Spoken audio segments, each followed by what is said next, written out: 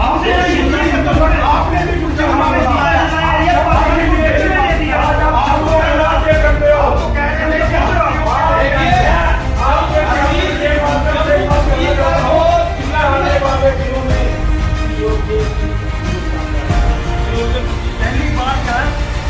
DDC के चुनाव हुए, आज सरपंच जो है मजबूत है, इन्होंने और वो यहाँ की हैकिंग, यहाँ की पत्थर, यहाँ की जो दिल्ली और गुजरात में जाती है, वही मूल है।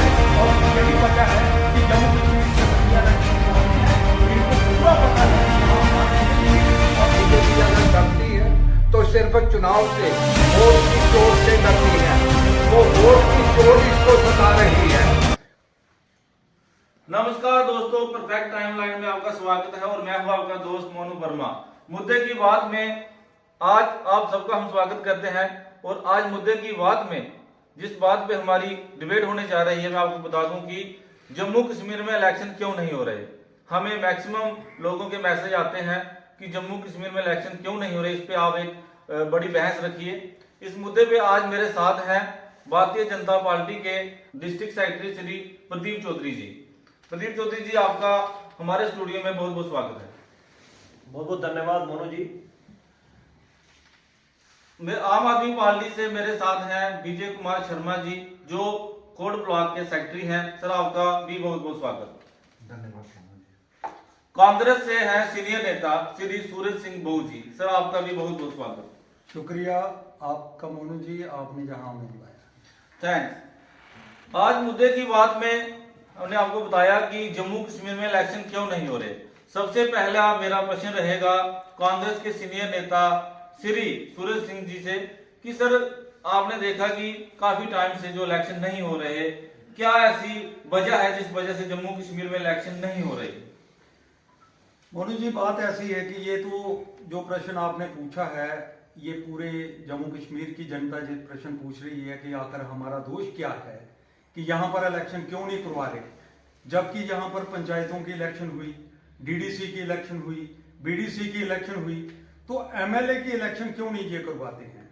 इसका मैं तो एक ही कारण मानता हूं कि जहां पर जो बीजेपी की हुकूमत है, ये एक सर्वे इंटरनल करवाते हैं और इन्होंने जो सर्वे करवाया उसमें सबसे पहले बात यही निकल के आ रही है कि इनको मेजॉरिटी जहां नहीं मिलने वाली है, क्योंकि बहुत विरोध है, महंगाई बहुत ज्यादा है, अग्निवीर को लेकर बहुत ही लोगों का रोष है, और उसके बाद एम्प्लॉयमेंट को लेके जहां पर नौजवान जो है वो बहुत ही त्रस्त है। बीजेपी डरी हुई है, बिल्कुल डरी हुई है, और इसीलिए ये बार बार ये इलेक्शन को जहां टाल रहे हैं। हिमाचल का अभी रिजल्ट निकले हैं, उसका बहुत बड़ा असर हुआ है। पंजाब में भी आपको पता, आम आदमी पार्टी जो है वो विपक्ष की हुकूमत बन गई है, और इस चीज को देख के ये बिल्कुल ज्वाइनिंग एडजॉइनिंग स्टेट है, और इसीलिए ये डरते हैं कि यहाँ पर इलेक्शन नहीं करवा रहे। आम आदमी पार्टी के नेता श्री विजय कुमार शर्मा जी से मैं कहना चाहूंगा कि आपको क्या वजह लग रही है कि इलेक्शन जम्मू कश्मीर में नहीं करवा रही बीजेपी? सर, बेहतर तो सरकार ही बता सकती है, परंतु जो पब्लिक ओपिनियन और रिजेंटमेंट हो रही है, जो कुछ पब्लिक का कहना है और जो सरकार यहाँ पर डिलीवर कर रही है, और जहाँ तक हमारी पार्टी का सवाल है, हमारी पार्टी ने आर्टिकल 370 तोड़ने के लिए सेंटर में इनका समर्थन किया था, परंतु उसके साथ स्टेट का दर्जा छीनने के लिए हमारी पार्टी इनको इजाजत नहीं देती। और जो कुछ भी इन्होंने कर्म किया है उसका खमियाजा भुगतने के लिए, उसके डर से ये इनको साफ साफ दिखाई दे रहा है कि इंटरनल सर्वे तो ये करवाते ही रहते हैं, बीजेपी से कुछ छुपा हुआ नहीं है। बीजेपी अगर डरती है तो सिर्फ चुनाव से, वोट की चोट से डरती है। वो वोट की चोट इसको सता रही है, और उसी कारण ये चुनाव का रिस्क नहीं ले रही है। खासकर जम्मू वासियों ने आर्टिकल 370 तोड़ने का इनका भरपूर समर्थन किया था, और हमें लग रहा है इनको हर बुनियादी सुविधा से महरूम रखकर पार्टी जो है इनको जो सजा दे रही है, इनकी देशभक्ति का नाजायज फायदा उठाया जा रहा है। और अभी जनता का सब्र का बांध टूट रहा है, या तो चुनाव कराए जाएंगे, नहीं तो बीजेपी को जहां से मुंह की खानी पड़ेगी। शुक्रिया। सब्र का बांध टूट रहा है। आपने देखा कि विजय कुमार शर्मा जी ने कहा, तो मैं अभी प्रदीप चौधरी जी से जो प्रश्न करने से पहले ये बता दूं कि भारतीय जनता पार्टी कहती है कि इस बार हमारा जम्मू का सीएम होगा, भारतीय जनता पार्टी का सीएम होगा। तो मैं सबसे पहले तो प्रदीप जी से ये जानना चाहूंगा कि क्या वजह है जिस वजह से इलेक्शन लेट हो रही है और नहीं हो रही है। धन्यवाद बाबू जी। पहले तो मैं अपने साथी मित्रों को बता देना चाहता हूं, इलेक्शन करवाना वो इलेक्शन कमीशन का काम है, किसी पार्टी का काम नहीं है इलेक्शन करवाना। ये इनको मैं क्लियर बता दूं। और भारतीय जनता पार्टी एकमात्र पार्टी है जो बूथ स्तर तक अपनी कमेटी भर के रेडी है। हम इलेक्शन के लिए 24 घंटे तैयार हैं। हमने कभी नहीं कहा, हमने पहले ही नारा दे दिया है इस बार 50 पार। हम कभी भी इस चीज के मुकरे नहीं है, हम रेडी हैं, 24 घंटे इस तैयार के लिए रेडी हैं। पिछले आपको आपने देख ही लिया है कि गुजरात की इलेक्शन में क्या हुआ है, हिमाचल में क्या हुआ है, गुजरात में क्या हुआ है, जो भी आपको पता है। कांग्रेस का और आम आदमी पार्टी का क्या हाल हुआ है आपके सामने छुपाने की जरूरत नहीं है। लेकिन आपको पता है जम्मू कश्मीर के हालात कुछ और है। 370 टूटने के बाद भी तो इलेक्शन हुई है ना, डीडीसी की इलेक्शन हुई है ना, तो तब ये पार्टियां कहां थी? भारतीय जनता पार्टी जम्मू कश्मीर में इलेक्शन करने के लिए रेडी है। जब भी इलेक्शन कमीशन से फैसला आएगा इलेक्शन के लिए हम तैयार हैं, कभी भी इसके लिए पीछे नहीं है। प्रदीप जी ने कहा कि हम इलेक्शन के लिए तैयार हैं, डीडीसी की इलेक्शन हम करवा चुके हैं, बीडीसी की इलेक्शन इन्होंने करवाई है। तो मैं फिर से सूरज जी से पूछना चाहूंगा, सर भारतीय जनता पार्टी कहती है कि हम इलेक्शन के लिए तैयार हैं, तो कौन सी वजह है फिर भी इलेक्शन हो नहीं रही है और ये कहते हैं कि हमने पहले भी इलेक्शन करवाई हैं? देखिए, ठीक कहा है मेरे छोटे भाई ने, लेकिन मैं ये कहना चाहता हूं कि अगर इलेक्शन जम्मू कश्मीर में नहीं करा रहे तो इलेक्शन कमीशन ठीक है, उसकी जिम्मेवारी होती है, पार्टी की जिम्मेवारी नहीं होती। लेकिन पार्टी ही जो है, जो बरसरे अख्तियार है, वही हुक्म देती है। इलेक्शन कमीशन कोई इंडिपेंडेंट काम नहीं कर रहे हैं। यही वजह है कि जम्मू कश्मीर के अंदर वो इलेक्शन नहीं करवा रहे हैं। और करवाएं किस बात पर? हमारे डेली वेजर का मसला बहुत बड़ा है, हमारी अनएम्प्लॉयमेंट का मसला बहुत बड़ा है, उसके बाद हमारे व्यापारी लोग सड़कों पर हैं, और उसके बाद इतना नुकसान हुआ है। जो अग्निवीर एक किसान का बेटा, वो बड़े मुश्किल बेचारा पढ़ के 10वीं या 12वीं करके फौज में जाता था और वो अपना कैरियर बनता था उसका, और उसको ही खत्म कर दिया है। इसलिए ये बहुत बड़े पैमाने पर जम्मू कश्मीर के अंदर और सारी स्टेटों में ही वैसे इसका विरोध है। और इन हालात को देखते हुए भारतीय जनता पार्टी बहुत चालाक है, ये नहीं चाहते कि यहां पर इलेक्शन ये जल्दी करवाए जाए। इसलिए बार बार एक न्यूज आ रही है कि पंचायत के इलेक्शन पहले, अगर आप पंचायत के इलेक्शन ये करवा सकते हैं तो असेंबली के इलेक्शन क्यों नहीं करवा सकते? असेंबली के इलेक्शन क्यों नहीं हो रहे और पंचायत के इलेक्शन पहले क्यों करवाए जा रहे हैं? मैं आपको बता दूं, इलेक्शन के लिए इतने उतावले ना हो, इलेक्शन अपने सही समय में होगी। जब भी इलेक्शन कमीशन का फैसला आएगा, और इलेक्शन कमीशन एक इंडिपेंडेंट बॉडी है, वो किसी पार्टी की नहीं है। मैं अपने साथी को बता दूं, जब भी आप इलेक्शन कमीशन उसकी डेट्स अनाउंस करेगा, हम इसके लिए रेडी हैं।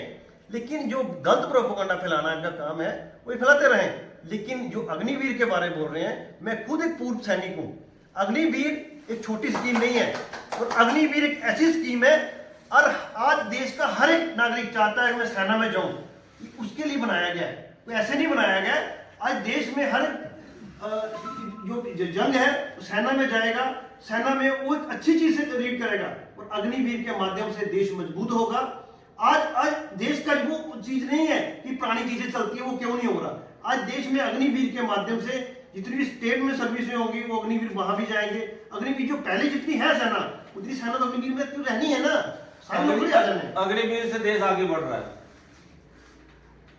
कहने कोई ये कुछ भी कहें, ये प्रदीप जी अपनी पार्टी का भरपूर सपोर्ट कर रहे हैं, इनको वो मुबारक। परंतु जो आज आम आदमी की दशा है वो किसी से छुपी हुई नहीं। बात ये नहीं, बात को उलझाकर एक आदमी के फॉरेन टूर से देश विश्व गुरु बन रहा है। बाकी त्राही इमाम हो रहा है हर सेक्टर में। एजुकेशन का हर 8 साल से सेंट्रल गवर्नमेंट ने 8 साल से एजुकेशन का बजट हर बार, मैं ये गवाह हूं कि घटाया है कि बढ़ाया है। एक आदमी के फॉरेन टूर से देश विश्व गुरु है। विश्व गुरु देश तब बनेगा जब हर और पढ़ने वाला बच्चा किसी गरीब से गरीब परिवार में भी पैदा हो सकता है, और ना पढ़ने वाला बच्चा जो है वो बड़े रईस अमीर के घर में भी पैदा हो सकता है। परंतु इंसानियत का तकाजा है कि सरकार का पहला फर्ज है कि हर बच्चे को एजुकेशन प्रोवाइड करें। जहां तक अग्निवीर का, हमारे बॉर्डर का आज भी देखो जो हालत है। अभी तवांग में क्या हो रहा था, बॉर्डर चारों तरफ से खतरे से गिरा हुआ है, और ये अग्निवीर स्कीम सिर्फ चंद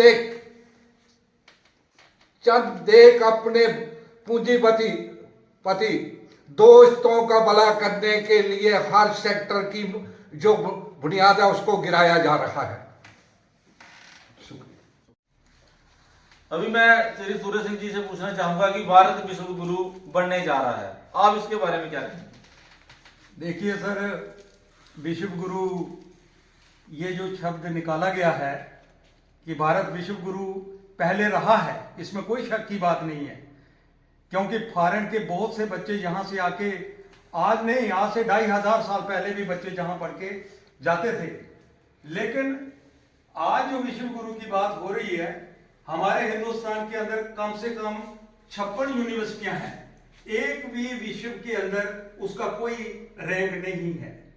एक बात। दूसरी बात, आज भी स्कूल के अंदर एक शेड्यूल कास्ट बच्चा पानी के गड्ढे को टच करता है और उसको मार दिया जाता है। एक शेड्यूल कास्ट दूल्हा स्वर्ण जाति के लोगों के बीच से घोड़ी पर चढ़ के नहीं जा सकता है, और ये कहते हैं कि विश्व गुरु बनना।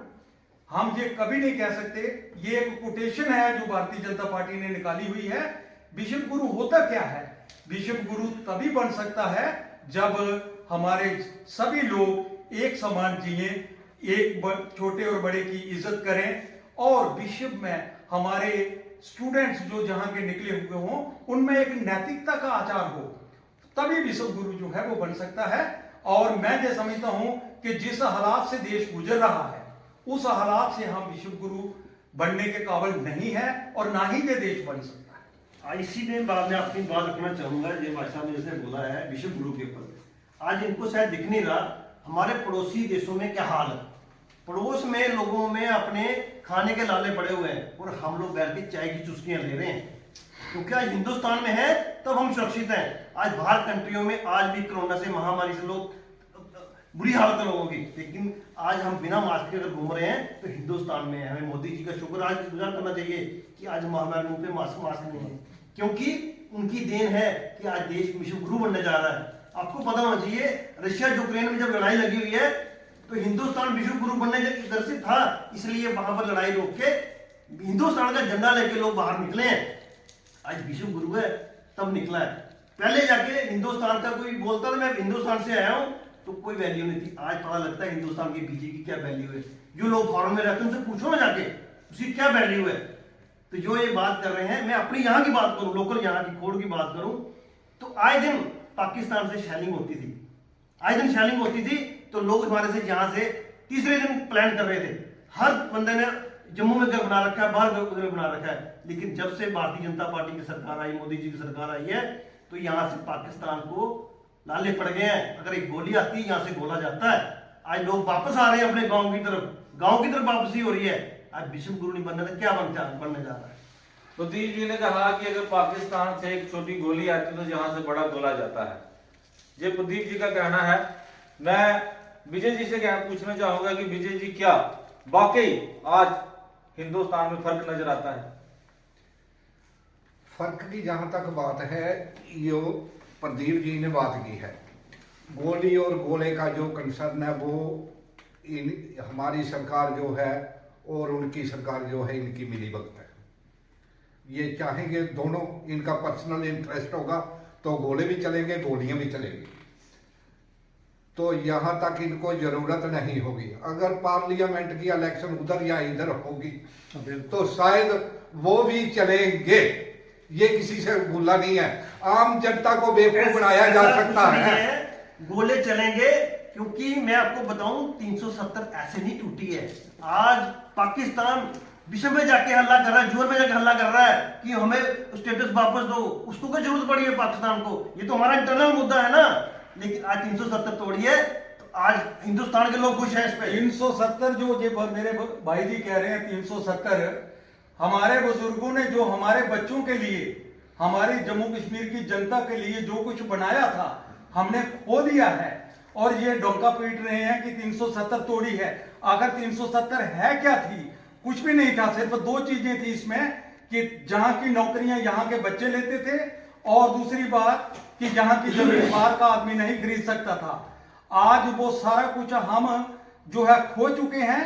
और मैं इसका दोष बीजेपी के चंद जम्मू के लीडरों को देता हूं जो दिल्ली के अंदर जाके झूठ बोलते थे कि हमारे जम्मू कश्मीर को कश्मीरियों ने लूट लिया। मैं एक बात कहना चाहता हूं कि यहां पर अगर 100 बच्चा टीचर लगता था तो वो 100 में से 60 अगर लगते थे वो कश्मीर के, तो 40 तो जम्मू के भी लगते थे। लेकिन आज पिछले 8 साल से मेरे भाई मुझे ये बता दें कि कौन सी नौकरियां, कौन से बच्चे लगे हैं, और जो लगे हैं उनमें 30-30 लाख रुपए का रेट लगा है।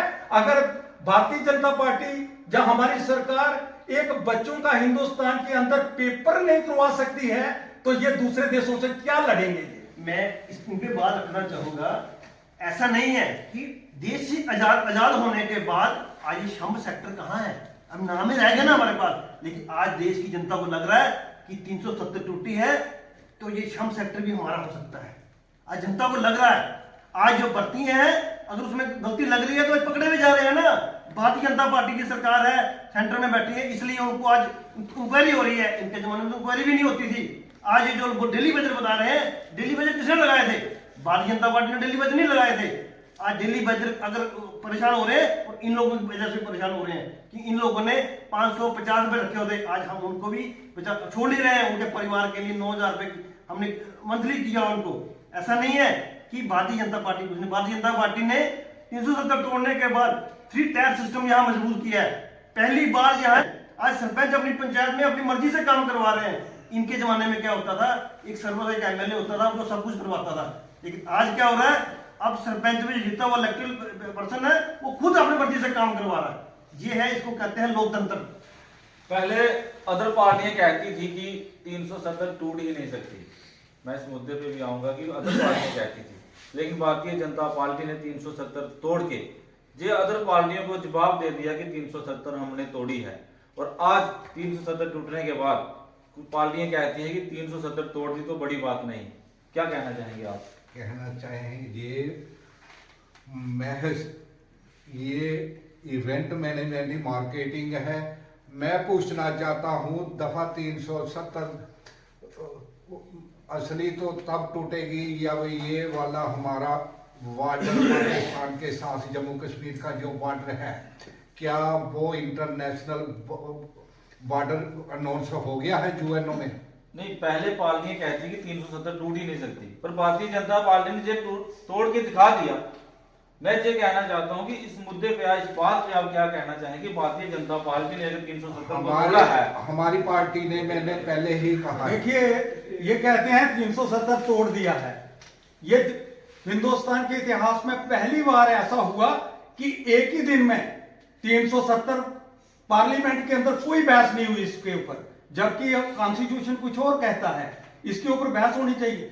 कोई पार्लियामेंट के अंदर बहस नहीं हुई और इसको एक ही दिन में इसको तोड़ के उसमें पार्लियामेंट में दोनों हाउसों में पास भी करवा लिया और उसके बाद राष्ट्रपति जी ने भी उस दिन साइन कर दिए।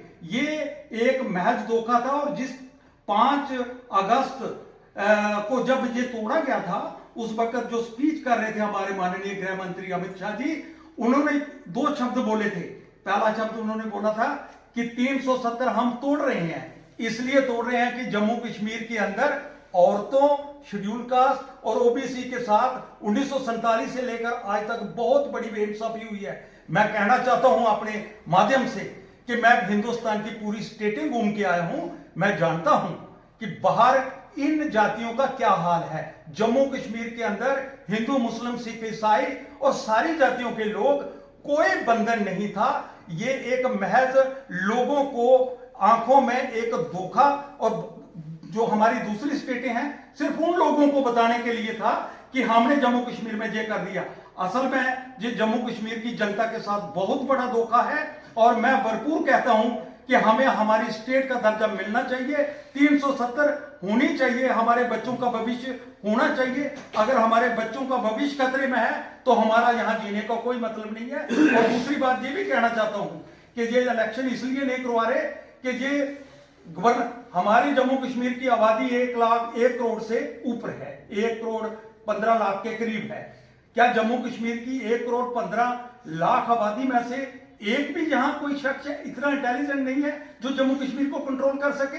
हारे हुए बंदों को बाहर से लाकर यहां पर इन्होंने एडमिनिस्ट्रेटर बना रखे हैं, और वो यहां की खड्डे, यहां के पत्थर, यहां की रेत जो दूर दिल्ली और गुजरात तक जा रही हैं, सिर्फ वही लूट रहे हैं। और यही वजह है कि जम्मू कश्मीर के अंदर ये इलेक्शन करवाते हैं। इनको पूरा पता है कि यहां हार मिलेगी, और फिर जम्मू कश्मीर की अपनी एडमिनिस्ट्रेशन होगी, असेंबली अपनी होगी, और वो कंट्रोल कर लेंगे। फिर ये इतनी चोरी इनको नहीं करने देंगे, ये मेरा कहना है। प्रदीप जी, कांग्रेस पार्टी का कहना है कि जो धोखा हुआ है बहुत बड़ा 370 तोड़ने का, क्या कहना चाहेंगे? मैं इस पे एक ही बात कहना चाहूंगा, कांग्रेस पार्टी को लगता है जैसे 370 टूटी, ये लोग गुटकार लाइन्स में चले गए।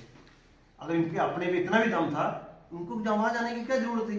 370 को अपने आप नहीं टूटी है, 370 पार्लियामेंट में टूटी है।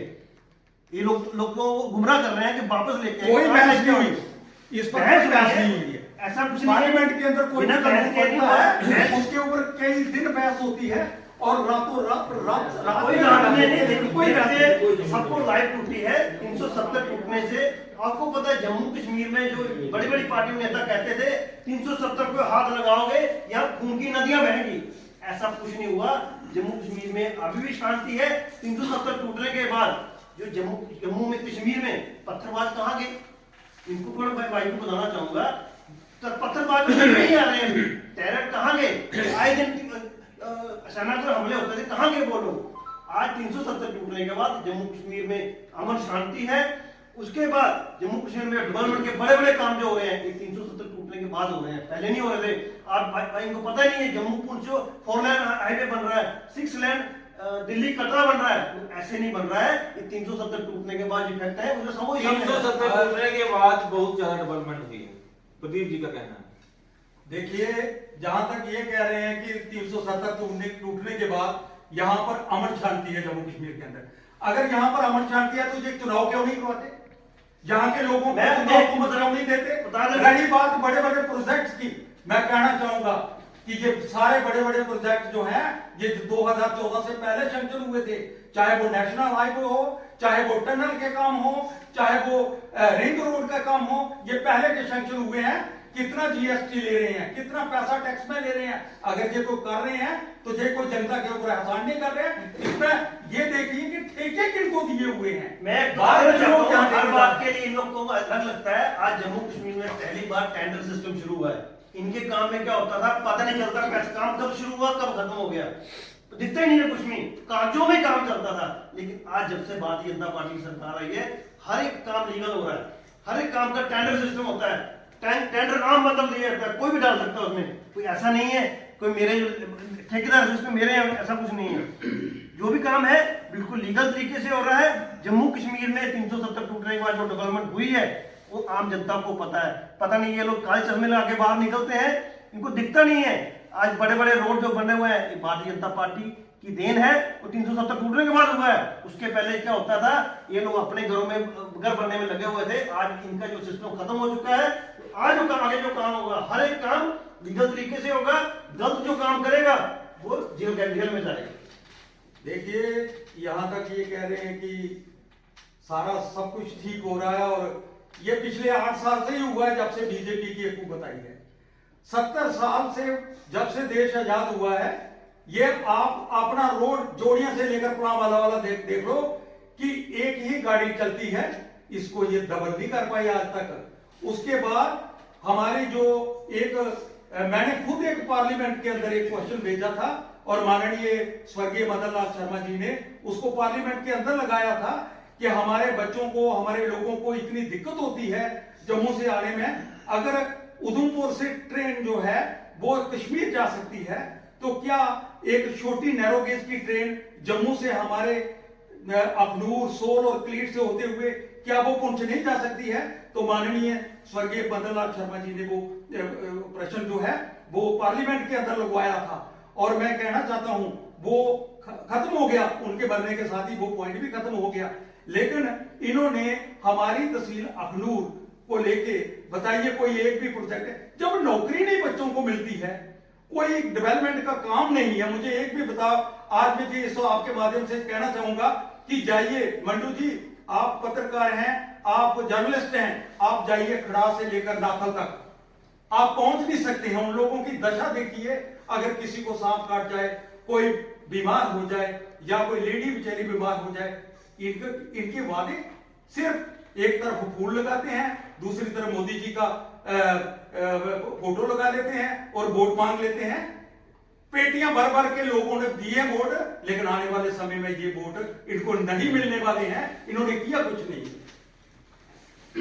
मैं इस पे बात रखना चाहूंगा, ऐसा बोले कुछ नहीं किया है, वो जनता बताएगी इनको क्या किया है। इलेक्शन के लिए बड़े मुकाबले हो रहे हैं, हमने पहले नारा दिया है 50 पार, हमारी सरकार बनेगी, हमारा पहली बार यहाँ पर भारतीय जनता पार्टी का सीएम बनेगा, वो समय दिख जाएगा। वो डेवलपमेंट की बात जो ये कर रहे हैं या इनको दिख नहीं रहा, जो बड़े बड़े प्रोजेक्ट आज गांव में, किसी भी गांव में जाओ, हर गांव में ब्लैक टॉप हो चुका है, या इनको दिखता ही नहीं। मैं जाके वहां पर हर एक चीज के लिए भारतीय जनता पार्टी ने बड़ी ग्रोथ स्तर में जाके काम कर रही है, और इन लोगों को लगता है ये लोग शुरू से ही जातिवाद और परिवारवाद में फंस के रह गए हैं। आज इनको लग रहा है कि भारतीय जनता पार्टी के आम कार्यकर्ता भी उठ के भारतीय जनता पार्टी के झंडा उठा के घूम रहे हैं। इनको वो चीजें समझनी पड़ेगी कि भारतीय जनता पार्टी बहुत ही मजबूत पार्टी है और जम्मू कश्मीर में सरकार बनाएगी, और इनके सामने दिखेगा आप, हम उसके लिए रेडी हैं।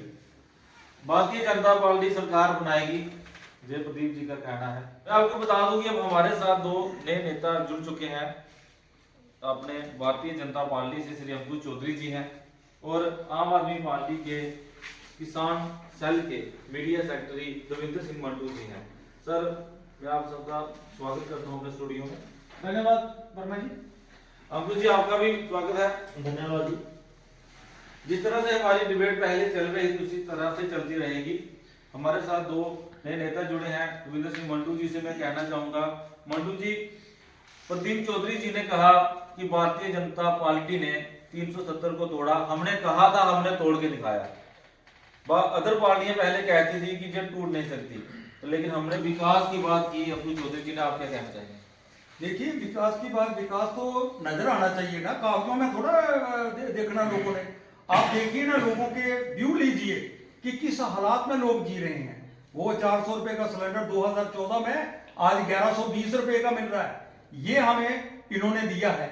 उसके बाद सबसे बड़ी बात, मैं एक बात कहूंगा जो अग्निवीर को लेके है। मैं भी एक साहब का फौजी हूं, मैं भी वहां नौकरी करके आया हूं। मैं भी चाहता हूं मेरा बेटा वहां 15 या 20 साल या 25 साल नौकरी करके, अब हिंदुस्तान में अफसर के लिए वो 60 साल नौकरी है, और किसान का बेटा 4 साल करके घर आ जाएगा और उसको फिर अदानी और अंबानी अपने गेट पर उसको वो नौकरी देंगे। ये कहां की ज्वाइए है? जब अग्निवीर केवल भाई साहब को क्लियर कर देना चाहता हूं, अग्निवीर और पहली भर्तियों में फर्क है। इनको पहले उस चीज में समझना पड़ेगा। ये लोगों को गुमराह कर रहे हैं, और मैं आपके माध्यम से पूरे समाज को बताना चाहूंगा, अग्निवीर जो अग्निवीर बन के आएंगे, एक हर व्यक्ति को मौका मिलेगा सेना में जाने का। लेकिन जो सेना ऑलरेडी है हमारी, इतने लोग वहां रहेंगे, उसमें 4 साल के बाद दोनों उनकी ट्रेनिंग फीस चेकिंग होगी। ऐसा नहीं कि अग्निवीर जो जा रहे सारे चला जाएंगे, ऐसा नहीं होगा। जो सेना में जितनी आपकी सर्विस करनी है उसमें से रहेंगे। लेकिन अग्निवीर बनने से क्या होगा, देश में एक युवा लोग आगे जाएंगे। आज युवा सेना देश को आगे लेके जाना चाहती है। युवाओं को आगे बढ़ने का मौका मिलेगा अग्निवीर से, ये कहना है प्रदीप चौधरी जी का। में क्या है, अग्निवीर कोई सिफारिशी सिस्टम नहीं है। अग्निवीर के लिए आपको फिजिकल फिटनेस होना बड़ा जरूरी है।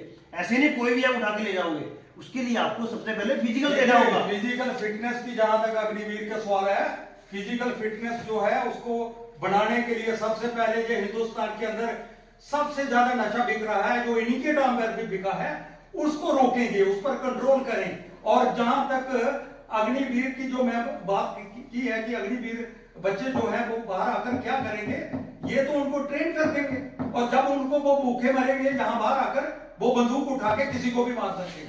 जहाँ तक इन्होंने बात की है कि सबसे ज्यादा नशा और सबसे ज्यादा जो हालात खराब वहां पर हैं जहाँ पे कांग्रेस की सरकार है। आप पंजाब देख लीजिए, वहां पे पहले किसकी सरकार थी, आज किसकी सरकार है। वहां के हालात देखिए आज आप, वहां पे कौन कौन से हथियार, कौन कौन से वेपन कहां से आ रहे हैं, वहां के हालात देखिए भाई साहब इधर देखिए, मेरे पास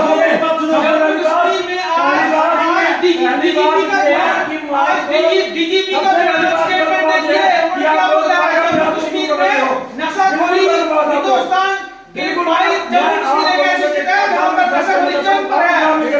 डीजीपी ये मेरे दोस्त पेपर नहीं पढ़ते हैं, स्टडी नहीं करते हैं, एनालाइज नहीं करते हैं, ये आपका कहना है। इस तरीके से अग्निवीर को सही ठहरा रहे हैं। मैं कहता हूं कि मैं आपको बता दूं, हिंदुस्तान ने कितनी जब जंग देश में जीती था है। ना, कांग्रेस के टाइम पर 1965 की जंग, उसके बाद अटल बिहारी वाजपेयी जी 1999 की भी जंग जीती है। तो आपने भाई साहब जंग जीती है, लेकिन अपना जीता जताया एरिया पाकिस्तान को डोनेट कर दिया। आपने भी कुछ हमारे जीता जताया एरिया पाकिस्तान को डोनेट दिया। आप दे सकते हो। आप तो कह रहे हैं कि आपके कश्मीर के माध्यम से आने वाले दिनों में पीओके भी हिंदुस्तान का हिस्सा होगा, पीओके भी हिंदुस्तान का हिस्सा होगा। जम्मू कश्मीर का एक्चुअल बाउंड्री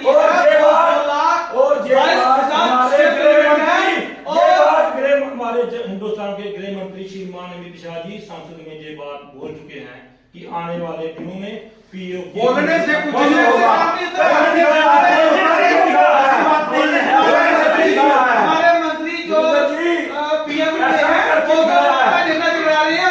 वो तो बोलने से भाई साहब हुआ है। आप सब बोलते थे 370 को हाथ लगाओगे खून की नदियां बह जाएगी। ये हमें जम्मू कश्मीर में आपकी बुआ महबूबा ने बोला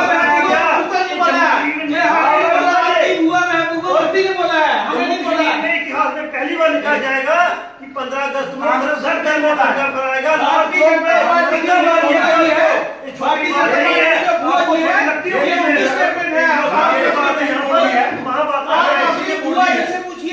आप अपनी बुआ जी से पूछिए, आपने ये स्टेटमेंट क्यों दी? आपने एनसी के साथ भी मिठाई खाई, आपने बुआ के साथ भी खाई।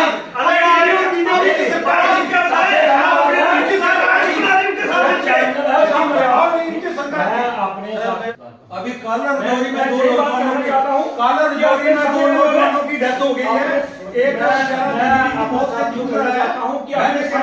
काबू गोली नहीं चली, 135 की आबादी हिंदुस्तान की है, 135 उसके बाद हिंदुस्तान कुछ न कुछ उसके बाद इन्होंने एक बात और कही कि जो एक बच्चा जो पानी वहां पे सरकार किसकी थी राजस्थान में, सरकार सरकार किसकी थी राजस्थान में? कांग्रेस की। मैं समाज की बात कर रहा हूं, प्रदेश में मैं समाज की उत्तर प्रदेश में समाज की व्यवस्था की बात कर रहा हूं।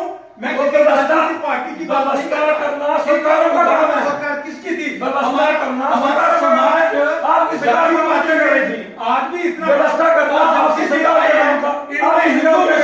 हिंदू मुस्लिम ये तो पता नहीं एक देश को कहां ले जाएंगे। देखो क्या अब्दुल हमीद का कोई योगदान नहीं हिंदुस्तान के अंदर।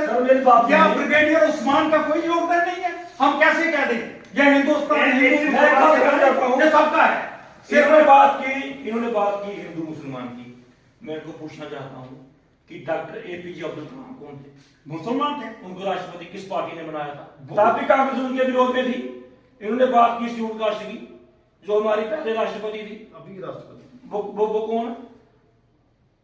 रामनाथ कोविंद कौन थे? इसीलिए इन्होंने एक बात और कही कि जब 370 टूटी, उससे कोई बहस नहीं हुई, राष्ट्रपति ने ऐसे साइन कर दिए। राष्ट्रपति ऐसे साइन कैसे कर दे?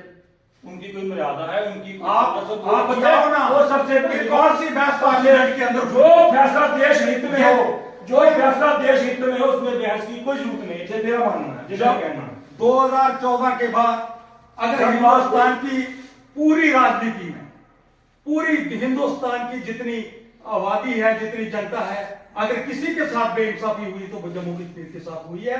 मैं दावे से कहता हूं, और 370 तोड़ के, ठीक है इन्होंने तोड़ी है, लेकिन उसके बाद इन्होंने तुरंत जो जूटी बना दिया, एक इतना बड़ा मुख था, ये सिर था, ये ताज था हिंदुस्तान का, उसको तोड़ के जूटी बना दिया।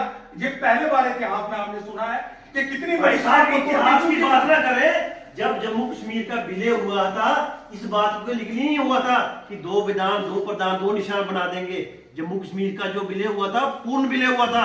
Jammu Kashmir part of India, ये शायद आपको पता ही नहीं है, क्योंकि आप लोगों ने 370 लगा दी थी ना कि अपनी मर्जी से चलाएंगे सरकार, अपनी मर्जी से रसगुल्ले खाएंगे। आप वो टाइम नहीं ना चलेगा, 2 प्रधान नहीं चलेगा, नहीं चलेगा, अब नहीं चलेगा वो चीज। देखिए, खत्म हो गया। मतलब नहीं है ये कि हमने यहां से कुछ 370 थी तो हमने कुछ स्पेशल ले लिया, लेकिन ये एक स्पेशल स्टेटस था वर्ड के अंदर जो जम्मू कश्मीर को मिला हुआ था। अगर मेरे भाइयों अगर वो खो दिया तो कौन सी हमने स्पेशल स्टेटस अगर आपको पद्म विभूषण का अवार्ड दे दिया जाए तो कल आपको वो खो दिया जाए तो क्या मानेंगे कि आपकी कोई उपलब्धि है? हमने खोया है स्टेटस, इसलिए ये उपलब्धि नहीं है। ये बहुत बड़ी बेइंसाफी है जम्मू कश्मीर। देखिए, ये मेरी बात इन्होंने बोला कि जो भी भारतीय जनता पार्टी की सरकार, जहां कांग्रेस के मित्र बोल रहे हैं, कांग्रेस ने भी लूटा है हिंदुस्तान को और भारतीय जनता पार्टी ने भी कसर नहीं छोड़ी। 25 जून 1977 में जब इमरजेंसी लगी थी तो जो तब के जो राष्ट्रपति थे उन्होंने भी साइन बाथरूम में किए थे इमरजेंसी के। जो उन्होंने इंदिरा गांधी तब की जो प्राइम मिनिस्टर थे उन्होंने भेजा था उनको सिग्नेचर करने के लिए, लेकिन वो उन्होंने इतना वेट नहीं किया मैं फ्रेश होके ऑफिस में बैठूं, उन्होंने बाथरूम में ही साइन कर दिए। लेकिन वही स्थिति आज बीजेपी की बनी हुई है। जो इन्होंने प्रेसिडेंट बनाए हैं, चाहे पिछले कोविंद जी थे चाहे अब की हो, इन्होंने जो कोविंद जी एससी से बिलोंग करते हैं, इन्होंने एससी का कौन सा उत्थान किया है? जो हमारी ओबीसी महिला बनी हुई है अपनी माननीय राष्ट्रपति जी, इन्होंने कौन सा अपना जो एसटी जो लोग हैं उनका कौन सा उत्थान किया है? कहने का मतलब ये है कि दोनों पार्टियों ने समाज को जी कि देवेंद्र सिंह मंटू जी आम आदमी पार्टी के प्रवक्ता है, उनका कहना है कि कांग्रेस ने देश को लूटा है और भारतीय जनता पार्टी भी देश को लूट रही है। देखिए, ऐसा है कि आम आदमी पार्टी को तो अभी 4 दिन हुआ बने हुए, इसलिए हम ये कह रहे हैं कि ठीक है ये भी अपने प्रोग्राम लेके जनता के बीच आए। यहां तक देश को लूटने की बात है, मैं कहता हूं अगर बीजेपी वाले हमारे भाई कहते हैं कि कांग्रेस ने देश को 70 साल लूटा है, मैं कहता हूं 70 साल में कांग्रेस ने इतना नहीं लूटा जितना इन्होंने 8 सालों में लूट लिया। एक चीज बताना चाहूंगा, एक चीज बताना चाहूंगा, 2014 से पहले आप किसकी सरकार थी? कांग्रेस की सरकार थी। 70 साल लोगों ने राज किया, आए दिन नया से नया घोटाला निकलता था, नए से नया घोटाला निकलता था। जब से हमारी सरकार चल रही 2014 से लेकर अब तक टिल डेट तक कोई एक भी बता दो हमारा कोई घोटाला निकला, एक भी किसी मंत्री वैल्यूएशन आया बता दे हमारे पे। इनकी सरकारों में क्या होता था, आए दिन कुछ ना कुछ इनके खिलाफ निकलना ही निकलना है, लेकिन आज वो समय नहीं रहा है। आज देश की जनता जागरूक हो चुकी है। बीजेपी के पास है। जो जुगल किशोर जी है, माननीय जो हमारे डिप्टी चीफ मिनिस्टर जो रहे हैं, कविंद्र गुप्ता जी, निर्मल सिंह जी, इन्होंने जो घोटाला किया है हिमाचल में 32-33 करोड़ का, वो पैसे का दिया है, ग्राउंड में कुछ नहीं है। ये बात कर रहे हैं घोटाले की। घोटाले 2014 से पहले होते थे, इनको खुद बाद में कोई घोटाला नहीं है, ये पता है, अच्छी तरह से पता कह रहा हूं कि जो यहाँ तक ये घोटालों की बात ये अच्छी तरह से जानते हैं। ये कहना भी इनकी मजबूरी है और ईडी ने हिंदुस्तान के अंदर 5000 इनकी मजबूरी है और 5000 में टोटल 23 लोगों को सजा मिली है अब तक। 5000 में से टोटल 23 लोगों का, जिसका मेरा ख्याल है 0.5 दशमलव बनता है। और ये जितने छापे बचे, ये सब अपोजिशन के लीडर पे बने, मैं आपको बताता हूं, बड़े साफ सुथरे हैं। हम जानते हैं जो कांग्रेस को छोड़ के भी बीजेपी में गए हैं उनका क्या वजूद है, वो सब जानते हैं। ईडी सीबीआई एक इंडिपेंडेंट बॉडी है, ये इनको कोई independent body जो भी नहीं। कुछ फैसला उसमें गलत नजर आएगा उसमें लगेगा। ऐसे कैसे हो सकता है कि बीजेपी बोलेगी जो गलत है वो गलत है, जो सही है वो सही है। जो 2014 के पहले होता था ये चीजें कि किसी के कपड़े निकलते थे, आज 2014 के बाद एक मजबूत सरकार चल रही है केंद्र में, आज देश मजबूती की तरफ बढ़ रहा है। क्या बात है, पहले क्या चक्कर था, जो इनकी सरकारें थी ना वो ईडी सीबीआई सब इनके अंदर काम करती थी। अब सब आजाद हैं, जो गलत होगा वो दोषी जो पाया जाएगा उसके खिलाफ कार्रवाई होगी, होकर रहेगी, क्योंकि अब पहले वाला देश नहीं है, अब देश बहुत आगे जा रहा है। जो मतलब देश विरोधी ताकतें हैं उनको कुचला जाएगा। मैं अब पूछना चाहूंगा, फिर से उस मुद्दे पे आना चाहूंगा, अंकुर चौधरी जी से कहना चाहूंगा, अंकुर जी इलेक्शन कब तक होगी? जहां तक इलेक्शन की बात है, पहले मेरे साथी ने भी आपको बता दिया कि ये काम इलेक्शन कमीशन ऑफ इंडिया का है। उसके बाद अगर ये लोग चाहते हैं कि इलेक्शन हो, 2 साल पहले डीडीसी के चुनाव हुए, मैंने कुछ दिन पहले भी ये बात कही थी, लगभग 3 साल पहले डीडीसी के चुनाव हुए। इन लोगों का मेन मकसद असेंबली चुनाव ही क्यों है? क्या वो चुनाव नहीं थे? ये सिर्फ इनको असेंबली इलेक्शन चाहिए, लेकिन ये के चुनाव होने चाहिए ना, बिल्कुल होने चाहिए, बिल्कुल होने चाहिए। लेकिन जो ये सोच रहे हैं ना कि हम असेंबली चुनावों में जीत जाएंगे, वो सिर्फ इनके दिलों में एक वहम है, क्योंकि इनकी पार्टियों में बहुत ज्यादा नेता तैयार हो चुके हैं, सभी लोग चुनाव लड़ने के लिए तैयार हो गए हैं, और इनका जो वो खत्म हो जाएगा। मैं वादे के साथ कहता हूं कि जम्मू कश्मीर में सरकार भारतीय जनता पार्टी की बनेगी, क्योंकि जम्मू कश्मीर की जनता के हित के कार्य हुए हैं। चाहे आप लोग जम्मू कश्मीर में, जम्मू में आप एम्स देख लीजिए, जम्मू में IIT देख लीजिए, वो पहले कहां थे? 2014 से पहले हमें एम्स एक सपना था, दिल्ली जाना पड़ता था। सारा कोई बिल्डिंगें बनाने से कुछ नहीं होता, ना बनी है, ये सब पहले के सेंक्शन है। स्कूलों में टीचर नहीं, और इन्होंने प्रमाण जारी कर दिया हमारे माननीय गवर्नर साहब ने कि 9 साल तक जहां कोई टीचर नहीं लगेगा। अस्पतालों में डॉक्टर नहीं, एम्प्लॉयमेंट का बहुत ही बुरा हाल है। तो क्या बिल्डिंगें बनाने से कोई तरक्की होगी? आम लोगों से पूछिए कि क्या त्राही त्राही हो रही है। यहां तक ये इलेक्शन कमीशन की बात कर रहे हैं, हमारे इलेक्शन कमीशन के आप भी मोनू जी हमारे साथ धरने पर बैठे थे, कहां खौड़ ब्लॉक और 125 किलोमीटर दूर कहां है मैरा मांद्रा से लेकर आगे तक रियासी डिस्ट्रिक्ट के साथ हमारी कंस्टिट्यूएंसी को जोड़ दिया। ये इलेक्शन कमीशन इंडिपेंडेंट काम कर रहा है या इलेक्शन कमीशन बीजेपी के लीडरों के इशारों पर काम कर रहे हैं? चंद लीडरों को मैं आपको क्लियर कर देना चाहता हूं, 370 टूटने के बाद डिलिमिटेशन हुआ है, बिल्कुल पारदर्शी तरीके से डिलिमिटेशन हुआ है, इसमें कोई किसी क्या आप इसको मानते हैं कि ये पारदर्शी है? बिल्कुल पारदर्शी देखिए है। भाई साहब मैं बताता क्या हूं, खौड़ ब्लॉक पारदर्शी है? जो जम्मू कश्मीर में डिलिमिटेशन किया है, ये कौन से सेंसस में किया है? ये 2011 का जो सेंसस है उसके बेसिस पे किया है, जिस पर भारतीय जनता पार्टी हल्ला करती थी। इससे पहले आपको पता है शाम कॉन्स्टिट्यूएंसी एक रिजर्व कॉन्स्टिट्यूएंसी थी और अखनूर जो की ओपन कॉन्स्टिट्यूएंसी थी। अभी अखनूर रिजर्व हो गई है, शम ओपन हो गई है, अखनूर वाली रिजर्व हो गई है।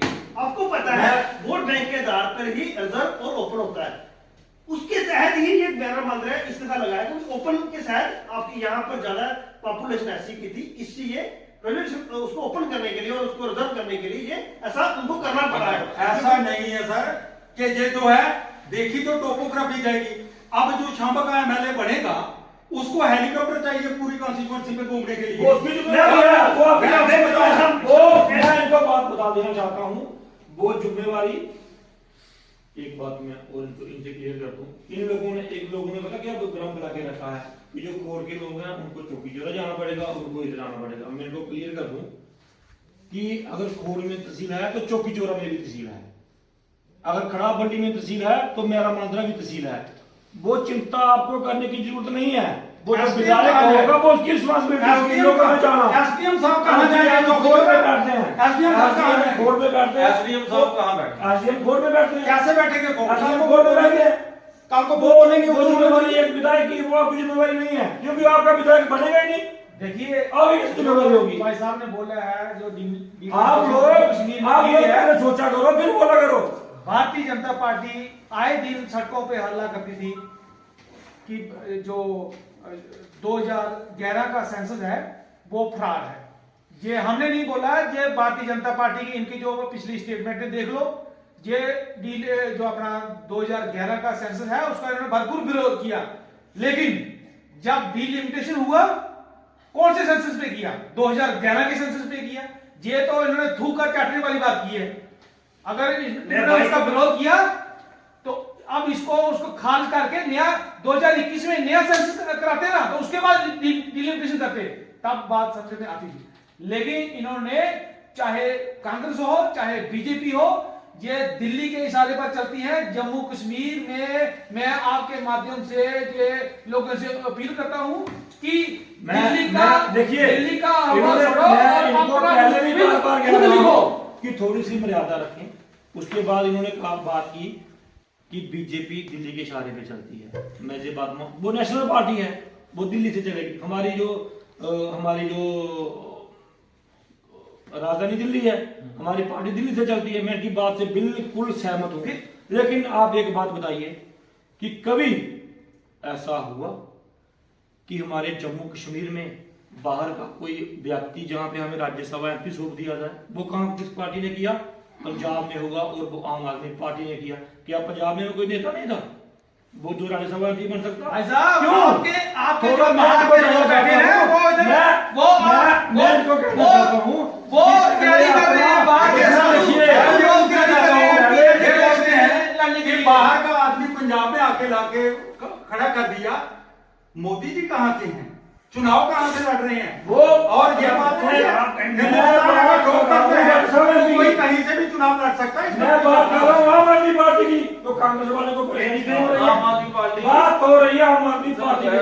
भारतीय जनता पार्टी की जो साधु समाज है जो बाहर से वो इलेक्शन की तैयारी कर रहे हैं भाई साहब। आम आदमी पार्टी खाता खोल पाएगी जम्मू में या नहीं? अपना जम्मू कश्मीर में जैसे हिमाचल में खुला। विजय जी क्या कहना चाहिए? ये तो बताएगा आने वाला। ये बीजेपी ठीक 370 का जब रेफरेंस देती थी, ये कहती है कि जम्मू कश्मीर के डेवलपमेंट विकास में आर्टिकल 370 सबसे बड़ा वादा है। तो वो अब तकरीबन 3 साल होने को जा रहे हैं और यहाँ कारखाना लगाने में बहुत बड़ी वादा है।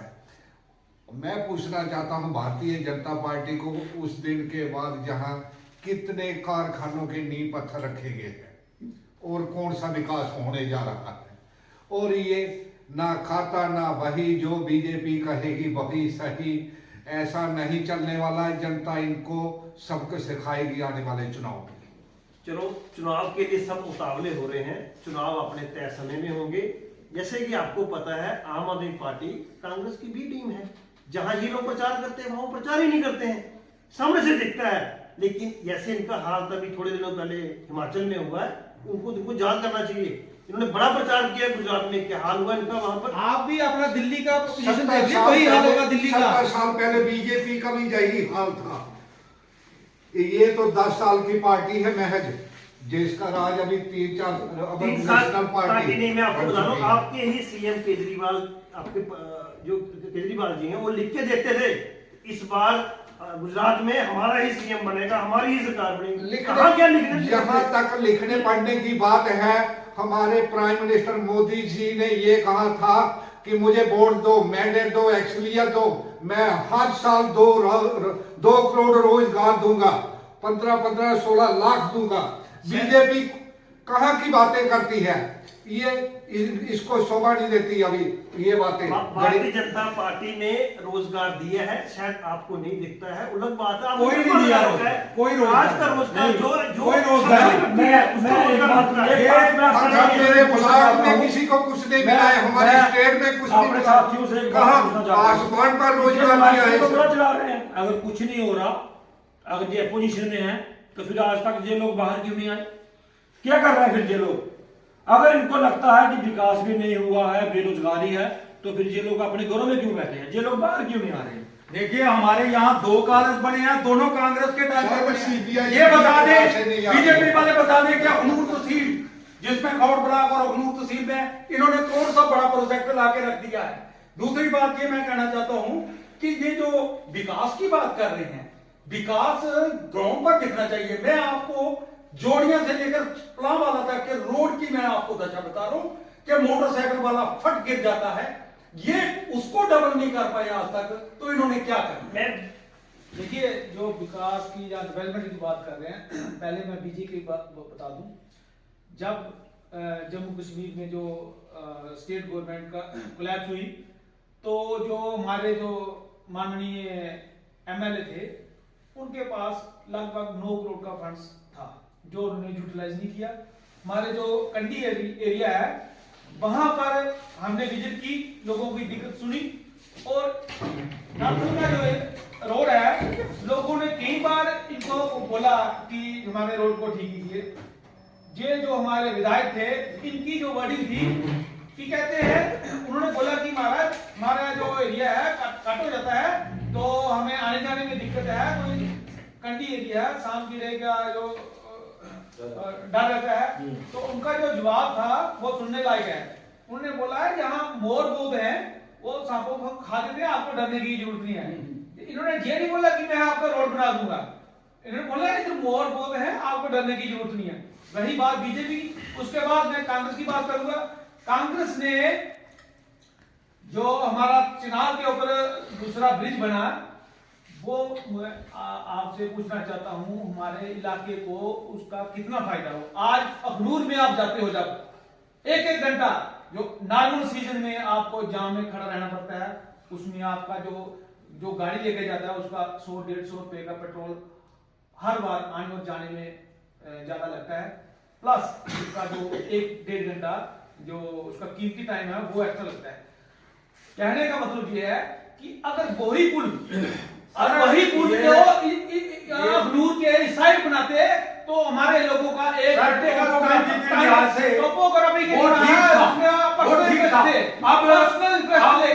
अब बीजेपी की हुकूमत है, यहाँ पुल बना के दिखाए, बड़े बड़े पुल बना रहे हैं, लेकिन ये पकौड़े तलने को भी रोजगार ही मोदी जी बोलते हैं।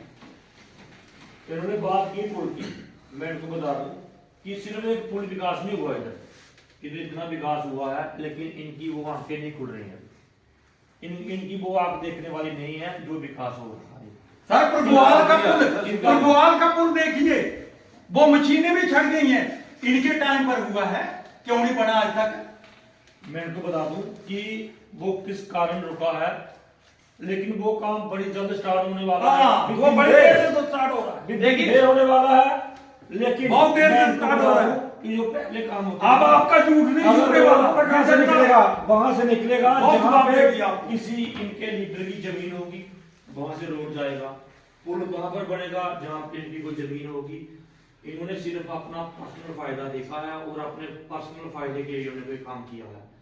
जहां पे शाम कॉन्स्टिट्यूएंसी की डेवलपमेंट की बात है, पहले आप चले जाओ हमारे इधर बॉर्डर पे, आप अगर इधर पाकिस्तान की शेल्डिंग फायरिंग होती थी, अगर कोई हमारे हिंदुस्तान का कोई नागरिक अगर उसको जख्मी होता था ना, तो वो इधर ही रहता था, फायरिंग होती थी। अब देख लो आप लोग जाके व्यवस्था देख लो, आप बॉर्डर पे जाके आज के हालात देखो और 2014 से पहले के हालात देखो। आज जम्मू कश्मीर इतना मजबूत है क्योंकि हिंदुस्तान आज इतना आगे निकल चुका है, और ये जो पार्टियां हैं इनके अंदर एक बुखलाहट है और इनके दिल में एक वहम है कि असेंबली इलेक्शन, उससे कुछ नहीं होने वाला। अगर वो भी तो सरकार भारतीय जनता पार्टी देखिए जो डेवलपमेंट की बात कर रहे हैं, जम्मू में जो भारतीय जनता पार्टी को जो गीत गाती थी कि जो चिनाब का पुल प्रगवाल में 22 में कंप्लीट होगा, जो 4 लेन का काम 22 में कंप्लीट होगा, हर घर में नल 22 में मिलेगा, और तवी रिवर फ्रंट का काम 22 में कंप्लीट होगा, गंडोला जो मुबारक मंडी में है वो 22 में कंप्लीट होगा, मुबारक मंडी रेनोवेशन का काम 22 में कंप्लीट होगा, एम्स का काम 22 में कंप्लीट होगा। 22 तो आज खत्म हो गया है। अब मैं पूछना चाहता हूं, ये अपनी पोजीशन क्लियर करें और लोगों को आइंदा से गुमराह ना करें। लोग देख रहे हैं। मैं आपको बता देना चाहता हूं, मोदी आपके माध्यम से, हमारी पोजीशन बिल्कुल क्लियर है और सामने दिख रही है। हम जो भी काम करेंगे पारदर्शिता से करेंगे। आज एम्स अगर बन रहा है तो ग्राउंड में दिख रहा है, बनता दिख रहा है, लोग देख रहे हैं यहाँ पे। ऐसा नहीं है। आइए नहीं बन रहा, आइए नहीं बन रहा, बोल आपको दिख रहा, आपने बोला नहीं करेंगे, जो हो रहा वो नहीं दिख रहा। कंप्लीट की बात आप छोड़ दीजिए, ये 20 सालों के प्रोजेक्ट है, वो डिपार्टमेंट का काम है, वो 20 सालों के प्रोजेक्ट है। आप वो चिंता मैं छोड़ सबका दीजिए। शुक्रिया अदा करता हूँ। मैं आपको कहना चाहता हूँ कि वो आपकी चिंता नहीं आप लोगों को गुमराह करना बंद कीजिए, गुमराह करना बंद कीजिए। मंटू जी, आप लोगों ने आप लोगों सबका के अंदर शुक्रिया। बात करने की आप कोशिश हमारे करें, वो काम स्टूडियो में करते आए हैं। और आप सबने बहुत ही अच्छे जो प्रश्न के जवाब दिए, बहुत ही अच्छे तरीके से। प्रदीप चौधरी जी, अंकुश जी, विजय जी, सूरज जी और मंटू जी, आप हमारे दर्शकों ने देखा कि आप सब ने बहुत अच्छे तरीके से जो भी प्रश्न आपसे किए गए उसका आपने जवाब दिया। इसी तरह आप आगे बढ़ते रहें। हम सभी नेताओं से यही गुजारिश करेंगे कि आप हमेशा समाज के लिए अच्छा कार्य करते रहें। धन्यवाद, थैंक यू।